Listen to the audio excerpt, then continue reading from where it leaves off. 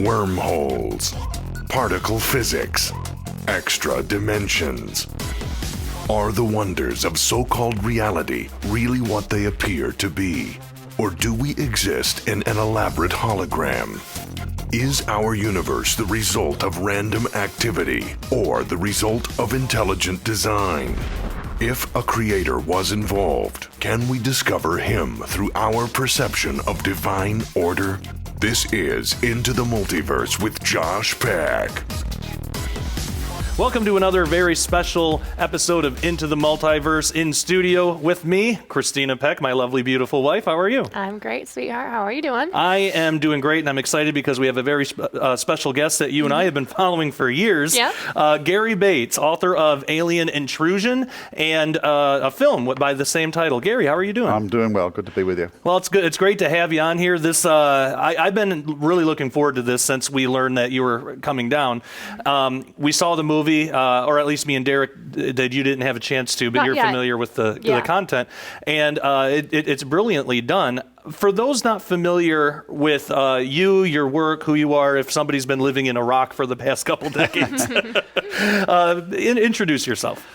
Well, I'm the CEO of Creation Ministries International, the US office, and we've got offices in 7 countries around the world. We're an apologetics ministry, but we're science-based. Mm-hmm. So we employ lots of PhDs, lots of scientists who all believe the Genesis account of creation, and we produce research from a scientific and a theological perspective to show that the Bible can be trusted in its early verses. That is awesome. And I'm really interested how this all ties into the alien abduction, UFO phenomenon. And we're going to talk about that. But first, watch this.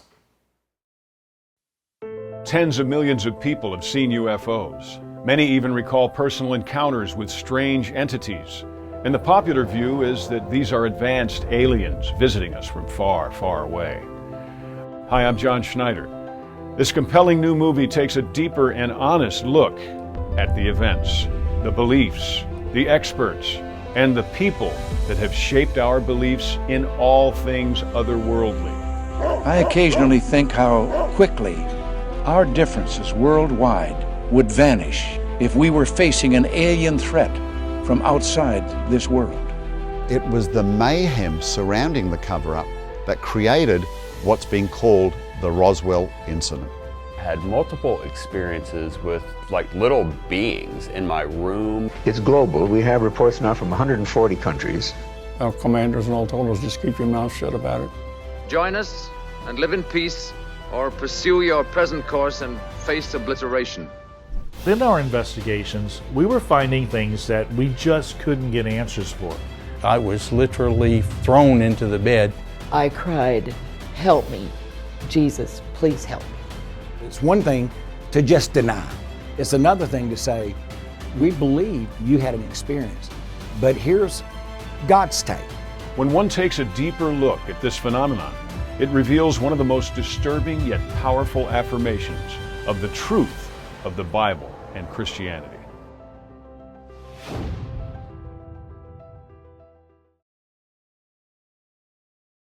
I'm going to be very disappointed if UFOs turn out to be nothing more than visitors from another planet, because I think they could be something much more interesting. All right, so people got a chance to see the trailer for the movie. Again, like I said before, I've had a chance to watch it. I think it's phenomenal. UFOs and alien abductions. We live in a world where people who believe in that sort of thing usually marry the two, but actually it doesn't have to be that way, does it?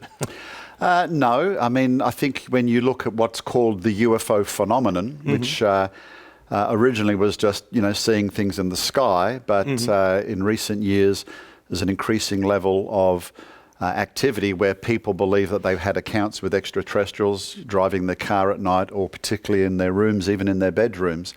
That's the holistic term, the UFO phenomenon. So you've got to look at it on several levels, I think, Josh. One is there any scientific basis that what we see in the sky are extraterrestrial spacecraft? Right. not one shred of scientific evidence. Now, don't get me wrong, we do see things. But when somebody comes up to me and says, you can't say UFOs aren't real, I've seen one, I say, well, when did I say UFOs aren't real? Right. We do see things. The fact is about 90% of them can always be explained. And sometimes we don't have the data at the time to explain it because, around Area 51, the government tests secret craft and they don't tell people about it. Exactly. Sure. So, that's a small percentage. But, most times we can explain it. There are natural phenomena that we see. In the movie, we show pictures of lenticular clouds around mountains. They look like flying saucers. Yeah, they really do. The old swamp gas theory or whatever. And as I said, natural or man-made phenomena. But there is a small percentage that defy naturalistic interpretation. And when I say naturalistic, I'm excluding that they can be physical craft from another planet, because they fly at unfathomable speeds. They do maneuvers that physical craft couldn't do. You just couldn't stand the G-forces of, traveling at 7,000 miles an hour and doing a U-turn without slowing down in the other direction. The occupants would be smashed for a start. And then they just disappear. We see them on radar. I mean, there's an episode in the movie, The Washington UFOs, 1952. And, lights buzzed the Capitol dome of the White House, seen on 3 separate radar installations. We interview one of the radar operators. He says, we know how to track birds. These were like nothing. He said they became one object, merged together, become one blob, then broke up and become one blob again. And then they just disappeared when fighter pilots went up to intercept them. So my view there, yes, you were dealing with something supernatural. But here's the problem. If it's supernatural, how do you and I test it? Yeah, exactly. We can't go there. We can't go to that dimension, etc. And that's where the other area comes in of what you called abductions, commonly called close encounters of the fourth kind. Because people are having, basically, spiritual experiences.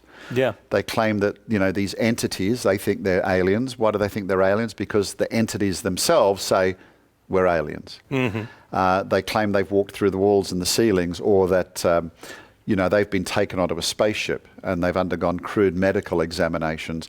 And they don't often consciously always remember this, because every time somebody has the experience, they usually also experience something called missing time. And this is something all the non-Christian researchers will tell you. Hours go past from the first sighting of something, whether it's a light or an entity in their room, and then they wake up hours later and they don't know what's happened. But here's the problem. Because they relate it to a UFO, or they think they've seen something that's, classic depiction of an alien like you might see in a sci-fi movie, they'll go off to a UFO research center. They get hypnotically regressed to recount these memories that happened during the missing time, and then they have stories of going on board a spaceship, undergoing those medical examinations, traveling to distant planets, which is physically impossible. And then the main thing here is the stories that they're told. Everybody gets given stories. That you're chosen, you're special. So that gives them meaning and purpose, whereas they might have had none before, perhaps. But the messages are also of a religious nature. Yeah, that's true. And I kind of think, we have these advanced extraterrestrials flying millions of light years across space to come and tell someone they're special. Why do they talk about Jesus? Right. Why do they say, well, Jesus actually was just an advanced extraterrestrial? Those primitive Bible writers mistook him and the miracles in the Bible for gods or God, when Jesus could calm the seas and the storm because of his advanced technology. Right? He could raise the dead because of his advanced technology. And where does it tie into evolution? Long-winded version, but the idea that if evolution's true, the Big Bang, right? There are potentially alien races out there that have evolved millions of years in advance of mankind. They've therefore developed the technology in advance of us. They can get to the Earth in their warp drive spaceships. And Jesus was one of those, and that's how he can develop all that technology, and it's mistaken as miracles. And I've had people come up to me in meetings and stand up and say Jesus was just an advanced extraterrestrial. Yeah. I met a lady some years ago, and there's some pictures in the book that she drew. She claimed to be a Christian, and she'd had these experiences, and the entities claimed that Jesus was just one of them and working with them and all that type of stuff. And Lucifer was also not as bad as he was made out to be. So there's a classic deception for you. Yeah. And sadly, when she tried to interpret her experiences, she went to a Presbyterian minister by the name of the Reverend Dr. Barry Downing, who's put UFOs all through the Bible. He says flying saucers parted the Red Sea. Moses was spoken to in the burning bush by a radio transmitter beamed down from the mothership. So that's not really a Bible-first approach. Yeah, kind of stuff ancient aliens and stuff. So what they're doing is they're using the reality of the experience to try to reinterpret Scripture. Actually, you use the Scripture to interpret the validity of your experience. And if something lies to you, does gross, painful medical experiments to you that you think, but you certainly have memories like that it's real, they're not very nice. Yeah. And the fruit of it, I think, is in keeping with the evil one. And the number one issue, and people don't have to believe me, but all the non-Christian researchers who even really believe these might be aliens say that they are deceptive and they're liars and they're hiding their true intention. So you've got to view that with suspicion. Yeah, that is something that I want to talk about. We do have to cut to break, but when we come back, what is the cultural components of the alien UFO question, and also what's the sexual components? Something that's not talked about a whole lot. And also, either in this episode or the next, when we have time, we're gonna ask some of your questions that are coming in as we speak. So thank you for those. So we will return right after this. UFOs have been seen throughout the centuries, but in our enlightened technological age, is it possible that we're moving closer to solving the mystery behind what they are? And is there evidence that their interaction with humanity is leading us to a far more sinister reality? Skywatch TV is proud to announce the Alien Intrusion Special Collection. Right now, when you order the new book, Alien Intrusion by author Gary Bates at Skywatch TV, you'll also receive God's Ghostbusters. Learn why the world is experiencing an explosion of ancient occultism which is being normalized through books, media, and Hollywood film. Also, how millions of college and high school age students across the U.S. have developed a wicked fascination for ghosts, vampires, aliens, and other creatures of the night. Learn how this has led to the rise in the demand for exorcists, featuring authors Gary Bates, Russ Dizdar, Chuck Missler, and many more. But that's not all. You'll also receive Earth's Earliest Ages. This timeless classic by G.H. Pember walks you step by step through the earliest records of civilization. The era when powerful beings known to the Hebrews as the Watchers mingled themselves with humans, creating the part terrestrial hybrids known in the Bible as the Nephilim, and their return to the earth during the final days. Sold separately, these items hold a retail value of over $50. Yours now for only $24.95 plus shipping and handling. So take advantage of this incredible opportunity, the Alien Intrusion Special Collection, available now at the Skywatch TV store. Order online or call 844-750-4985. Welcome back to Into the Multiverse. So let's jump right back in. Before the break, you had mentioned that that this has been going on for centuries, and I know that we earlier today, these episodes will probably air before the Skywatch TV ones do, but earlier today we recorded a couple of Skywatch TV episodes, and one of the things that we touched on briefly was the cultural component to all this. Well, again, in the movie, if I can give it a plug, January the 11th, in theatres, go to alienintrusion.com, book your tickets, because I think it is going to be full. I don't want people to turn up and miss out on the night. But in the movie, we interviewed Nick Redfern. So he's written over 40 books on this subject. So I think he qualifies as an expert. He's not a Christian. He's a consultant for the History Channel. Again, he says it's deceptive, it's lying. But he also says that, in the past, people had encounters with these types of beings. Now, they wouldn't call them aliens, because think about it, 200 years ago, we didn't really know what was beyond the Earth. We never envisioned that there might be beings on other planets. It's a modern sci-fi cultural and, add evolution invention. So he says people had encounters with beings called fairies, for example. Now, people laugh when you say that today because, fairies are make-believe, a myth. But you know what? A couple of hundred years ago, fairies were popular culture. And in fact, not even a couple of hundred years, you could say 100 years ago, they were frauded photos about fairies at the bottom of the garden, and people believed them, etc. So when people claimed they had this experience and these entities appeared and they said we were fairies, they believed it. So what's the modern cultural fairy tale. The idea that, advanced aliens can fly millions and millions of light years in hyperdrive spaceships, which I said is physically impossible, visit the Earth and choose you. Yeah. And so people believe in what is culturally acceptable.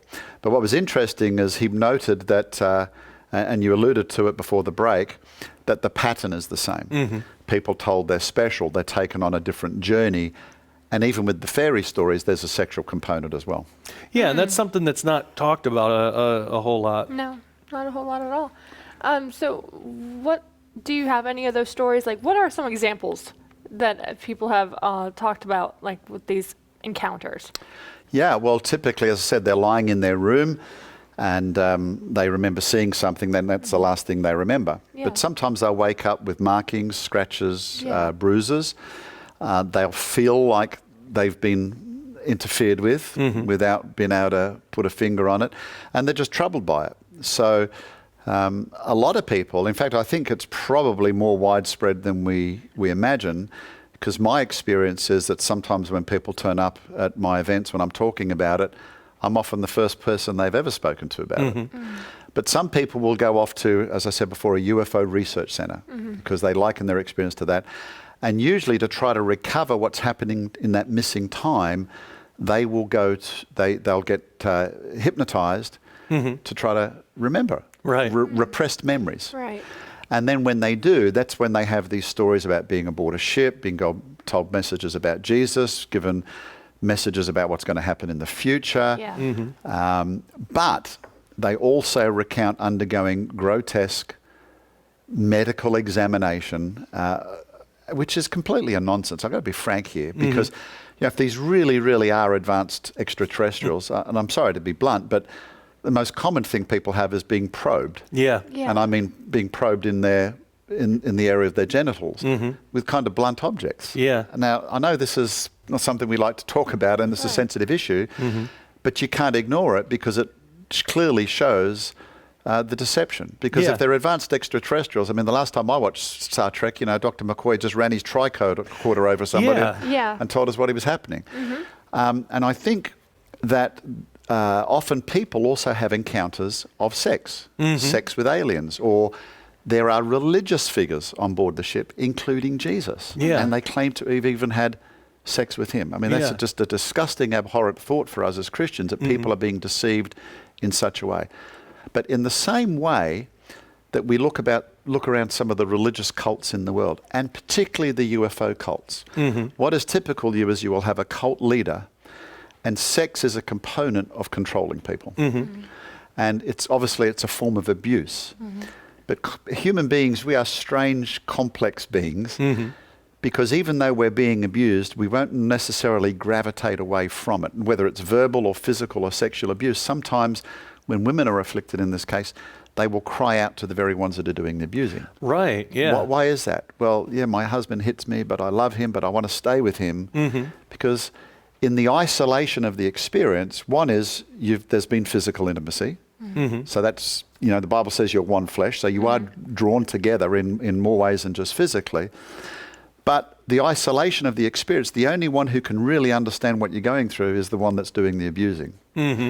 And there's a medical phenomenon known as Stockholm Syndrome. Have you heard of that? Yeah. So Stockholm Syndrome occurs when you have people who are kidnapped, by terrorist groups. I think Patty Hearst, years and years ago, if you ever remember her, was kidnapped, and then next thing they have footage of her holding a machine gun. She's suddenly become aligned with the people who captured her and initially terrorized her and treated her very badly, but now she's become aligned with their cause. And it's the isolation of the experience. And that's what can happen, Stockholm Syndrome. And I think it happens at this level where people are being affected by spiritual entities who are deceiving them into the idea that they're special, they're chosen by advanced aliens across the world. And just to repeat again, all the experts, even the non-Christian experts, will tell you that it's deceptive and it lies. And if something lies to you, I'm sorry, it's a liar. Yeah.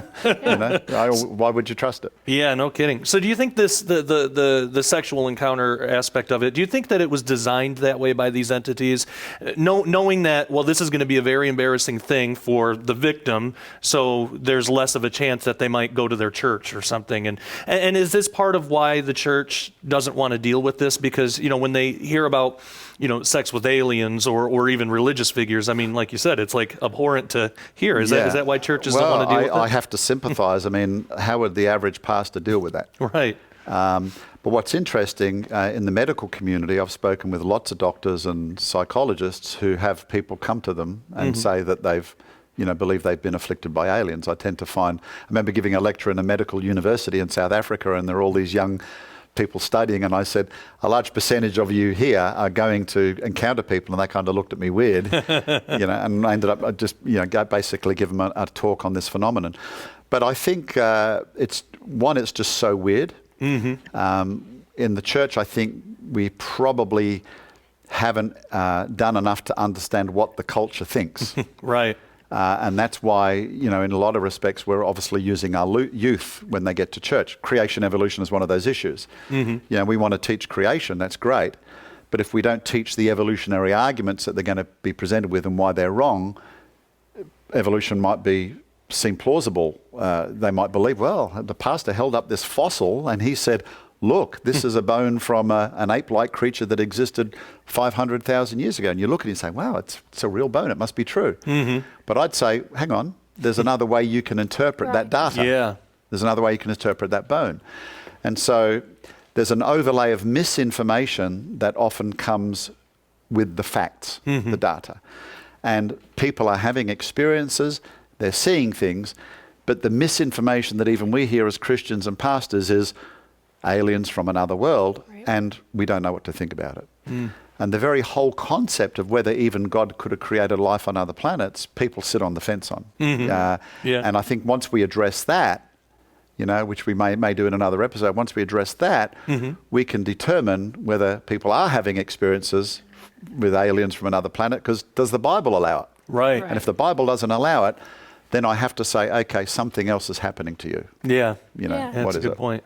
Yeah, I do have another question regarding some of the experiences people will have with these entities, even the sexual experiences. They'll become pregnant, and then they'll go see a doctor, and then later on, all of a sudden, baby's gone. What is your take on that? Well, there's never been any evidence, not a single case, where anybody has ever been pregnant. They claim that often they're revisited and the mothers are taken aboard the ship and they're breastfeeding hybrids, and yet when they come back, there's no evidence of them lactating or anything else. So this brings us to another area, and this is research, if I could say, is unique to me, but it's gained pretty wide acceptance amongst the Christian UFO researchers. You know some of the guys. Sure. And that the memories are illusory. So how do we mean that? So if I could flesh it out. So somebody has an experience, there's missing time. Now missing time, forgetting the spiritual component that's going on, can be enacted upon humans in two ways. Have you ever had surgery in an operating theatre, right? Where you've had a needle or a gas mask, and the doctor, so the anaesthetist says, start counting, and you get to like 4, and that's the last thing you remember. And then to us, it seems like 1 second later, literally 1 second later, you're waking up in the recovery room and you say, have they started? I say, no, we finished. That was 3 hours ago. So you've undergone a contraction of time, right? When I went to bed last night, even though I was unconscious, I had the sensation that time had passed. And when I woke up. That's different to anesthesia. The other way it can be done is through hypnosis. Okay? And we're not talking about the watch waving stage hypnosis. If you look at people who are they don't believe in the spiritual aspects of hypnosis, it's a set of mind phenomena. I don't subscribe to it, let me get that straight. But experts can easily hypnotize people as easy as I am looking to you. And it doesn't necessarily involve going to sleep or closing your eyes. You can implant messages through hypnotic suggestion. And through hypnotic suggestion, you end up with something called false memory syndrome. And so, your imagination, and we don't not only do this through hypnosis, we do it through imagination. Sometimes we recount events in the past and they grow like fishing stories and they get bigger, and Mum says it actually never happened that way 30 years ago. What are you talking about? Right. So, snapshot. Fallen angels are coming, appearing and masquerading as these highly evolved alien entities. They are basically hypnotizing people, and in that time where the person is in that hypnotic state, all they have to do is implant memories. Mm-hmm. You're on a spaceship, you had a probe, you felt the cold steel bench. Mm-hmm. Because if these people, through regression, have all these detailed experiences, but of course they're not being beamed up towards a spaceship, why do they have these detailed experiences and detailed descriptions of what's happened if it never really happened? Right. And false memory syndrome fits it. And the other aspect is you can actually feel the physical aspects of it. Mm-hmm. So another good example, most of the population has had what's been described as a falling dream. You ever had it? Oh, yeah. Yeah. Mm-hmm. Lying in bed. But do you remember the sensation? You physically felt like you were falling. Yeah. You had the physical sensation of it, but you were just lying in bed. Mm-hmm. So your mind was able to create that physical reality. So all you have to do during hypnosis is say, this happened to you, you felt this, you felt that, and the mind fills in the blanks. And there are great examples you can even watch on YouTube. There's a British hypnotist, Darren Brown, and there's an episode in the book that I allude to with the English actor Simon Pegg. Remember him? Yeah. Plays Scotty in the new Star Trek, right? Yeah. And he tells Simon Pegg, before he's going to interview him, he says, I want you to write on a card your all-time favourite gift that you wanted when you were a child. Mm-hmm. Seal it, do not tell anybody. So he writes it on a card, seals it, dates it, keeps it, doesn't tell anybody. Darren Brown interviews him, and while he's talking to him, he puts the subtitles up so you can see that he's overlaying the conversation with words that are the elements of a bicycle. I wouldn't have a handlebar of that. Let's just break for a minute, Oh, wow. Or in the room are pictures of wheels and little elements that subtly look like bike parts. Mm-hmm. And then at the end of the conversation, he says, okay, Simon, so what was the gift you wrote down when you were on a child? And he said, oh, a red bicycle. And he says, are you sure? And here's the kicker. This took about 3 minutes, that's all. He says, why did you want a red bicycle? So Pegg has now accommodated the suggestion, and he's elaborated on it and given a reason. And he says, well, when I was a kid, my friends had bikes and I really wanted a red one and I was always jealous. Mm-hmm. And then Darren Brown says, open the card. He opens up the card, and he'd written 3 weeks ago a leather jacket. Oh, wow. So through hypnotic suggestion, he was able to transplant childhood memories. So this is a real medical phenomena. Mm-hmm. There's nothing spiritual in it. I think it's been done by spirits, but it's just a way that you can create the illusion or the false memories of being aboard a spaceship and having all these experiences. Wow, that's definitely an interesting take, and it does fit a lot. Well, we are unfortunately out of time, but come back next week because we're going to have Gary Bates on again to answer some of your questions, and we'll have some more interesting conversations. So until next time, thank you for watching. Take care, and God bless.